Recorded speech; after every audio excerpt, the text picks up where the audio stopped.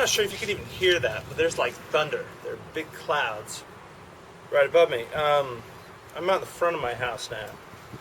You can see I'm being really lazy. I'm just doing these things around my house.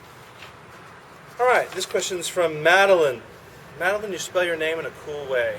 Most people spell it with like an E and a bunch of I's, and they just drove by and look at me kind of strangely. Madeline says, we just played in our electronic literature class, which is very cool. I mean, first let me say it's amazing you actually have an electronic literature class. How nuts is that? Like, that is, you probably don't realize how rare that is, but it's alarmingly rare and very cool. We played my game, and I made this. Your question is, or your comment, or your paragraph, I felt like game had less meaning than enemies.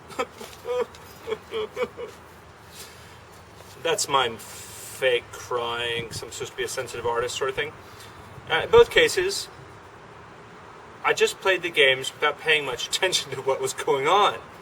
I do the same thing when I drive, when I go hunting, when I do heart transplants, so I understand you. Besides just getting to the next level, but in enemies, I did feel that there was some more meaning behind the game that I did not completely put together. It seems like it is about large corporations and the immense power that they have over everyone. I was wondering if you could expand upon the true and intended meaning of enemies, and if I missed out on a larger meaning in game, could you let me on in as well? Thanks, Madeline. Right. Let me preface this by saying something.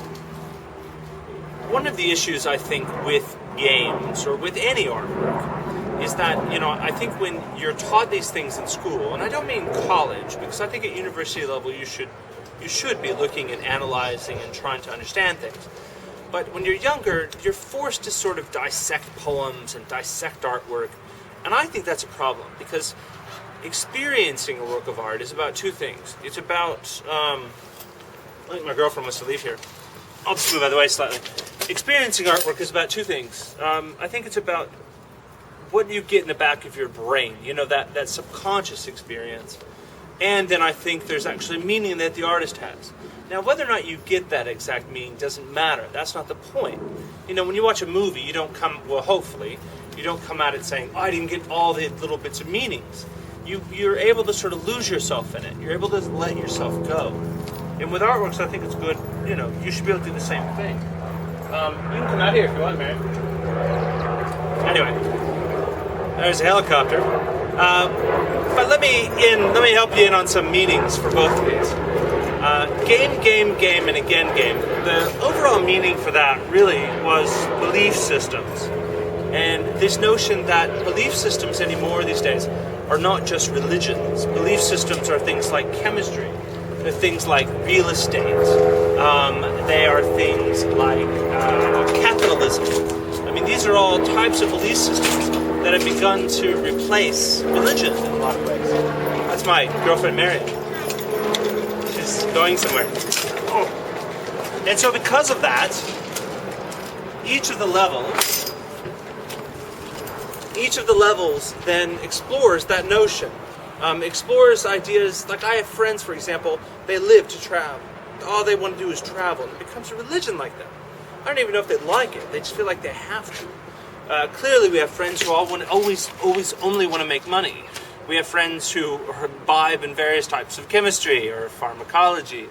And these elements then become belief systems for us. So I wanted the levels to explore that. And so if you look at each of the levels and you think about the overall design, the overall interaction that the individual is having with the interface, the graphics, and the text, and you think about it on that level, I think you'll start to see maybe a bit more meaning.